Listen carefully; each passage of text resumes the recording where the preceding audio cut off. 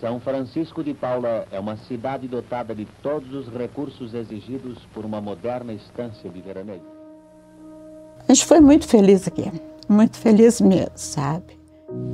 Vamos continuar o nosso passeio e conhecer mais uma das inúmeras atrações desta região de encantamento. Em meio à luxúria, aí está o veraneio Rumpel, já consagrado como o melhor no gênero do estado. Seus lindos recantos incrustados em plena mata. Acho que a maior riqueza que tem aqui é silêncio e bom ar. É um lugar de muito, para mim, de muito boas memórias. Quando eu entro nos apartamentos, cada um que eu entro ali parece que eu volto no tempo, né?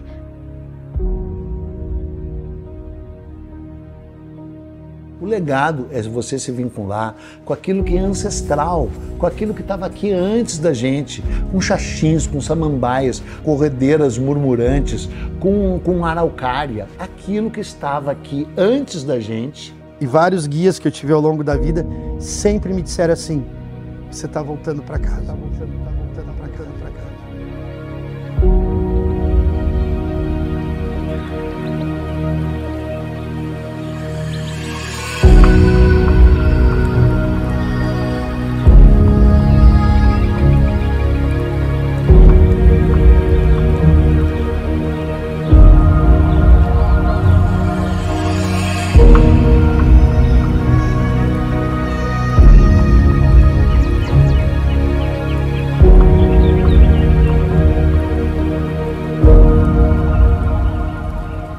Esta história começa em 30 de março de 1893, no porto de Hamburgo, na Alemanha. Foi quando Franz Josef Rudolf Rumpel, veterinário de 39 anos, embarcou no navio a vapor de nome Itaparica, com destino ao Brasil. Franz, nascido em Viena, estava entre os 48 mil imigrantes que desembarcaram no Rio Grande do Sul de 1824 a 1914. Foram 41 dias de navegação até o porto de Rio Grande. Franz Josef virou então Francisco José, ou melhor, José Rumpel. Assim ele ficou conhecido em 1899 ao fundar a primeira hospedaria da Serra Gaúcha. Aqui se sana a Pensão Rumpel, na vila de São Francisco de Paula. Em 1901, casou-se em Porto Alegre com Albertina Metke, filha de alemães. Juntos, eles iniciaram a família na colônia e ofereciam aos hóspedes da pensão ar puro, águas límpidas e bem-estar. Aos 20 anos, Albertina Rumpel cuidava de tudo. Mulher forte e ativa, teve 5 filhos, o último com o segundo marido, o médico Frederico Tedesco. Albertina administrou Rumpel até 1924, 4 anos após a morte de José. São Francisco de Paula sempre foi um lugar mágico e especial, né? Desde antes da chegada dos seres humanos. São os campos de cima da serra, ou seja, é um pampa mais perto do céu. É quase um céu às avessas, um céu de grama às avessas, né? E os humanos, quando chegaram aqui, logo perceberam o valor desse lugar. E os humanos não eram homens brancos, né? Eram os povos originários, um povo chamado Caaguá. Caá quer dizer mata. Então era o povo da mata, que estabeleceu uma relação quase simbiótica com a araucária, com o pinheiro. A base da alimentação deles era pinhão, farinha de pinhão e mel. E ainda desciam para passar o verão em Torres, para pegar mariscos e fazer farinha de marisco. Tinha uma vida quase idílica, né? Os Caaguá, que foram extintos. Tão logo essa região acabou se tornando a rota que unia São Paulo com o Rio Grande do Sul, a rota das tropas e dos tropeiros. Primeiramente, a maioria dos tropeiros passavam por essa região aqui, conduzindo o gado muar, cavalar e vacum, como eles chamam, que é o gado bovino. Após esse período, foi alargada essas estradas para poder passar com carroças ou carretas, né? Que aí começou a ter um transporte de cargas um pouco diferenciado, né? Conseguiam conduzir, levar mais produtos pela estrada por um menor tempo. Essa aqui era a única estrada que poderia percorrer de carroça ou diligência.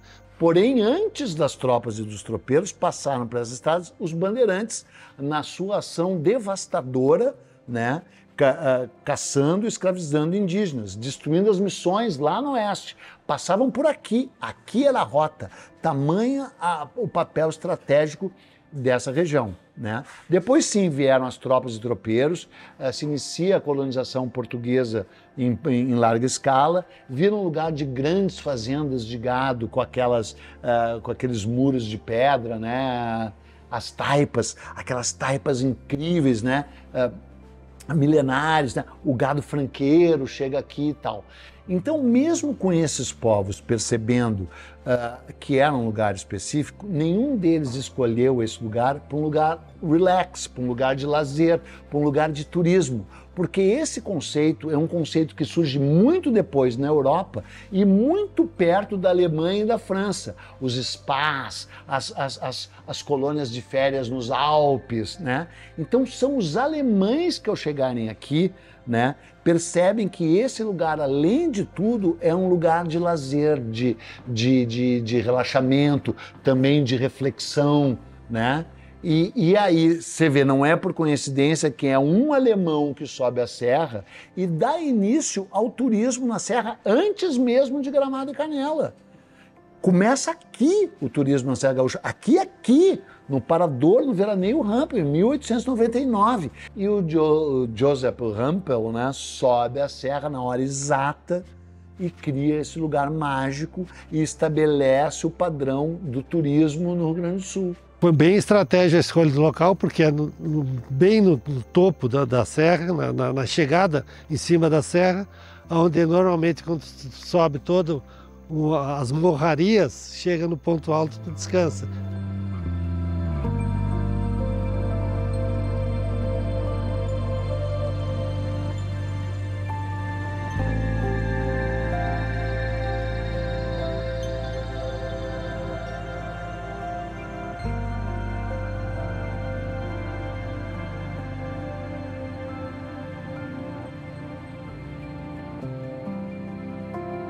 Na planta original da pensão Hampel, que hoje é o Parador Hampel, se tinha uma série de edificações que cercavam um átrio, né, que é um jardim, um pátio interno. Mas se tem até hoje uma grande edificação histórica que faz com que a integridade, né, desse conjunto seja reconhecida e é um grande motivo de que o torna um patrimônio cultural municipal, né, de São Francisco de Paula. Com relação à edificação histórica, propriamente dita, se percebem alguns elementos bastante importantes. A integridade desses elementos visual que confere essa grande originalidade a essa edificação, que são eles, primeiro, a varanda, a grande extensão de varanda que tem que dar direto para a paisagem. A partir da varanda se visualiza o material de construção, que é a própria madeira. Toda essa edificação ela mantém esse material original. Outro elemento marcante são as esquadrias, as janelas, né? Que elas são também muito interessante, que elas são únicas no sentido de que elas são bastante verticais e elas acontecem de forma bem ritmada e muito próximas, o que permite a visualização novamente, né, da paisagem de entorno, que é o grande diferencial, né, de todo esse conjunto. E um elemento bastante interessante que a gente pode identificar na escada de madeira que leva ao segundo pavimento é o corrimão em madeira falquejada. O que é a madeira falquejada? Ela não é uma madeira, era bem antigo, era uma forma de trabalhar madeira assim, quase que tradicional, antigamente, que ela não era lixada, ela utilizavam ferramentas que tiravam lascas das madeiras para aplainar elas, né? Outro elemento importante nesse conjunto que a gente identifica atualmente, né, é um outro prédio, que é um prédio datado mais ou menos no período da década de 50, 1950, que então foi construído com em outra tipologia arquitetônica, que tinha a ver com a época, né, utilizando técnicas e materiais da época, como concreto, tijolos, né. Ele era voltado para aquele jardim interno, o que então reforça a questão do conjunto, nos traz à memória o conjunto pré-existente e tem elementos que ainda, novamente reforçam essa integração da edificação com a paisagem. Vamos continuar o nosso passeio e conhecer mais uma das inúmeras atrações desta região de encantamento. Em meio à luxúria, aí está o veraneio Rumpel, já consagrado como o melhor no gênero do estado. Seus lindos recantos incrustados em plena mata, seus jardins e seus passeios fazem do modelar estabelecimento um lugar... Tenho uma paixão por São Francisco porque foi o lugar da minha infância, já dos meus 10 anos de idade em diante, onde eu passei todos os verões aqui. E esses verões foram muito agradáveis, me deram muita liberdade, me ensinaram a natureza, a olhar para o céu. Aqui eu ganhei a minha primeira luneta. Acho que a maior riqueza que tem aqui é silêncio e bom ar. Tem pássaros maravilhosos, um céu maravilhoso. Então é um lugar de muito, para mim, de muito boas memórias.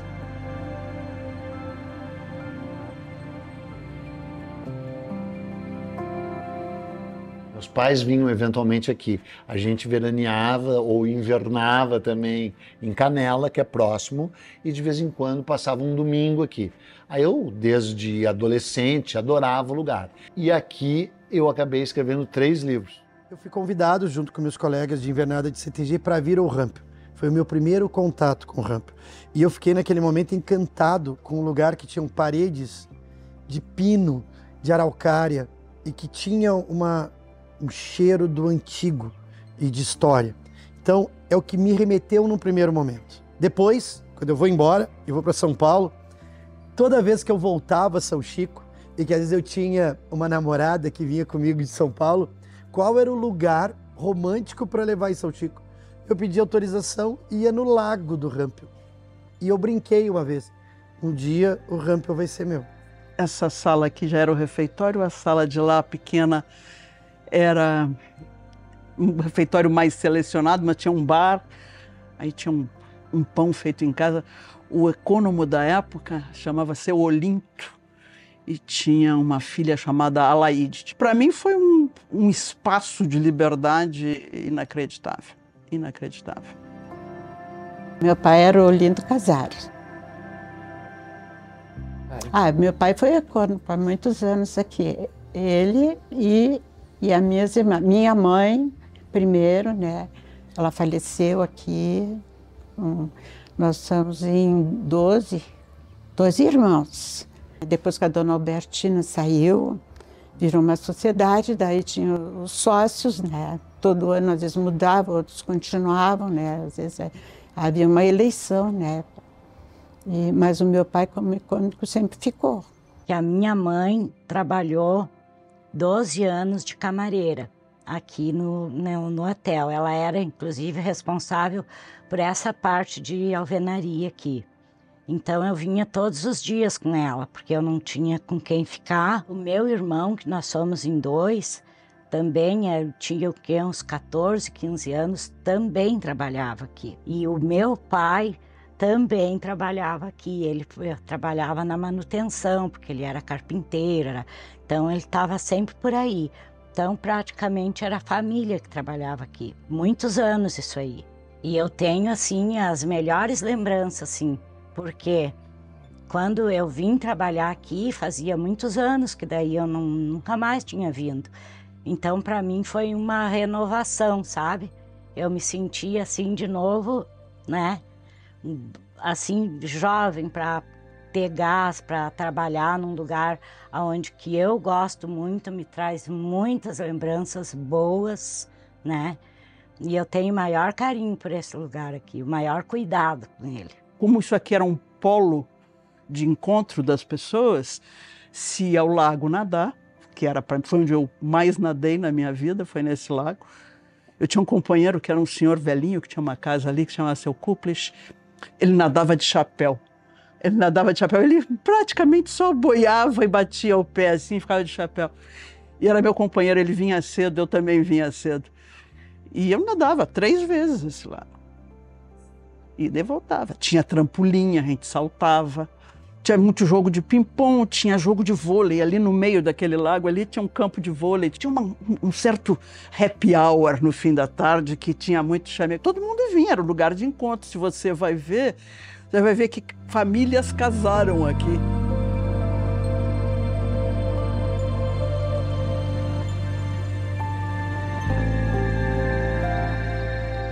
Muitos que são casadores se conheceram aqui. Banquetes quando vinham celebridades como João Goulart, Leonel Brizola. João Goulart naquele tempo era deputado federal, o Brizola estadual. Várias autoridades assim que os jantares, quando eles vinham em São Francisco, os jantares eram feitos aqui no hotel. Quando acontecia jantar, casamento e coisa, saíam daqui às vezes de madrugada, todo mundo, ó, indo embora para casa a pé, com as lamparinas para poder enxergar, né? E no outro dia o povo estava aqui cedo de novo. O meu avô, que tinha a primeira diligência, foi dele, né? Ele fazia esse trajeto de Porto Alegre, Taquara, né? Uma diligência, como eles chamavam naquele tempo, era uma carroça com 4 rodas e 4 cavalos. Bom, sabe-se que vinha da região de Porto Alegre, Novo Hamburgo e São Leopoldo, eles vinham de trem, chamado vapor na época, né? Até a estação de Taquara. De Taquara, eles utilizavam uma diligência.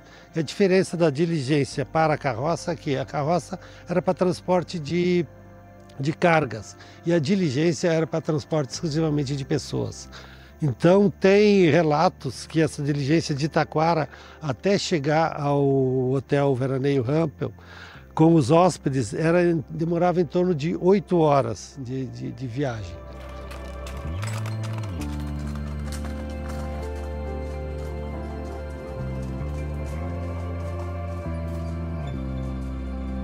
Isso assim é um hotel família, sabe? A gente tem pessoas até hoje que falam, que comentam isso aí, que dizem que a gente tem contato ainda. Muitos já não existem, né? Porque eu já estou com 80, vou fazer 81 anos, né? Naquele tempo era bem novinha, tinha. Mas a gente foi muito feliz aqui, muito feliz mesmo, sabe? Esse fogão tem história. Sábado à noite, o nosso cardápio era bife, batata frita, ovos, assim. E os bifes, eu tenho esse fogão, a foto dele lá. Os bifes eram feitos tudo aqui na chapa. Era uma delícia. O pessoal adorava, sabe? Os que veraneavam aqui. Botava direto na chapa, né? Aqui nós esquentava as batatas fritas, ficavam todas aquecidas aqui nesses forninhos aqui, nas estufas, como nós chamávamos, né? Muito sentei ali atrás, ali no inverno, botava os banquinhos ali. Eu nasci aqui nesse hotel.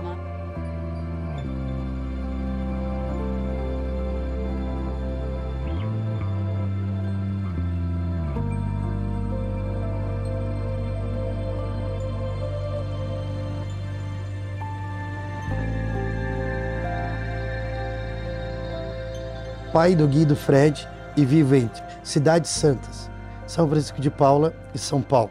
O Rampel eu adquiri ele no início de 2017 e ele é um projeto de vida, que é ressignificar e revitalizar uma propriedade que hoje tem 125 anos. Eu já tinha um hotel que eu tinha começado com meu pai em 2000, aqui em São Chico, que é o Village. Então eu já estava me relacionando com a cidade, mas eu não vinha para a cidade. E aí, aquele hotel que foi crescendo aqui em São Chico, na entrada da cidade, ele não falava com o meu propósito. De novo, se o meu propósito não estiver alinhado, eu não consigo seguir. Chegou uma hora que o pai disse assim, o hotel é teu, o X é da tua irmã, não sei o que é da tua outra irmã. E eu me vi com aquele hotel e eu não sabia o que fazer com ele, porque eu estava em São Paulo. A única certeza que eu tinha é que eu não ia conseguir fazer um propósito de ressignificar, de ter cultura, de ter história ali. Ele era novo, ele não era, eu não ia conseguir construir isso. E aí vem a minha decisão, que era vender o Village. Quando o Rampel entra na minha vida, que a gente faz a troca, era como começar de novo. E ele era um papel em branco. Meu pai ficou 6 meses sem falar comigo quando eu comprei o Rampel. Porque na cabeça dele eu tinha trocado o novo pelo velho. eu tinha saído da entrada principal da cidade, metro quadrado, e ter vindo para onde? Para o meio de um hotel que era velho, abandonado, largado, que ninguém vinha. Eu tinha uma certeza, a natureza eu nunca ia poder construir ela, que ela nunca ia ter a verdade que ela tem. Eu não ia conseguir construir uma araucária, eu podia plantar, mas vai ficar para o meu neto. E a hora que eu chego aqui, eu tinha que fazer o quê? Bloco, cimento e areia, quem sabe a gente consegue na vida realizar. Mas o nosso patrimônio é de natureza, de história e imaterial. Isso não tem como se perder. Então, hoje, o que eu sonho e é o que eu venho fazendo com o Gui e o Fred, que o Gui e o Fred vêm se apaixonando por isso aqui. Eles são encantados. E é claro, a hora que a gente entra com os cavalos, a hora que a gente entra com outros projetos, a hora que a gente continua preservando a natureza. E aí tem dois caras que são de São Paulo que também sabem que isso é um legado. Isso não é um bem que se vende. Esse é um bem que a gente tem que continuar levando por gerações. O legado é você se vincular com aquilo que é ancestral, com aquilo que estava aqui antes da gente, com xaxins, com samambaias, com corredeiras murmurantes, com araucária, aquilo que estava aqui antes da gente e que vai continuar aqui depois da gente, mesmo com tanta gente querendo derrubar o que já estava aqui e que não será derrubado. Um dos grandes legados é nesses anos a gente já está indo para o 5º colaborador fazendo hotelaria, entrando na universidade, cursando hotelaria. Eu sempre tive a paixão de querer cozinhar. Tanto que eu comecei lá fazendo a parte da confeitaria, que eu fazia só apenas os doces. Surgiu uma oportunidade de eu ir para frente, que seria a cozinha dos quentes, e eu agarrei. Porque é um sonho e eu quero que esse sonho se torne realidade. A sensação de estar lá é muito boa. É um significado muito grande. Tu ganhou talvez um espaço ali. Eu não tinha, às vezes eu olhava assim, eu queria ter uma. Não pra mim usar pros outros ver, mas pra mim. Pra mim me olhar no espelho e falar, olha, eu cheguei até aqui. Eu tenho uma doma. Sabe quando dá aquele quentinho no coração? Eu lembro que eu senti assim um olho lacrimejado.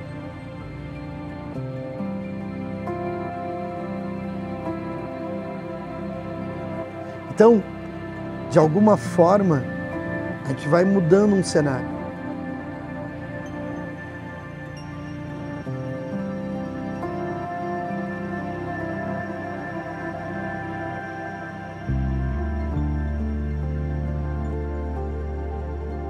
Um dos valores que referenda esse bem como patrimônio cultural é a permanência de uso, ou seja, ela foi construída para ser um local de hospedagem e ela continua até hoje, em todo esse seu período de existência, como uma edificação que se propõe à hospedagem. Então, acho que isso é muito importante, isso é um valor essencial, assim, que reforça esse reconhecimento para a memória coletiva de São Francisco de Paula. Então, um lugar histórico, um lugar mágico e um lugar que tem que ser conhecido, preservado, venerado. Eu venero. Eu me vejo muito lá dentro, sabe? Sabe quando se sente acolhida num lugar? É lá no Parador Rampel. Então, tenho muitas memórias, criei muitos amigos que eu quero levar para a vida.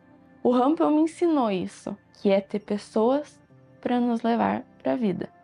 A gente tem muita saudade, mas a gente foi muito feliz aqui.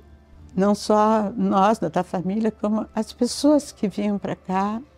A gente foi muito feliz aqui, muito feliz mesmo, sabe?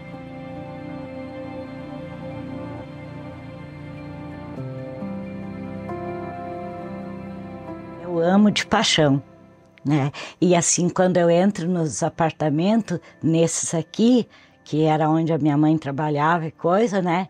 Cada um que eu entro ali parece que eu volto no tempo, né? Porque continua mantendo, né? O banheiro é ali no mesmo lugar, essas sacadas são as mesmas de quando eu era criança, né?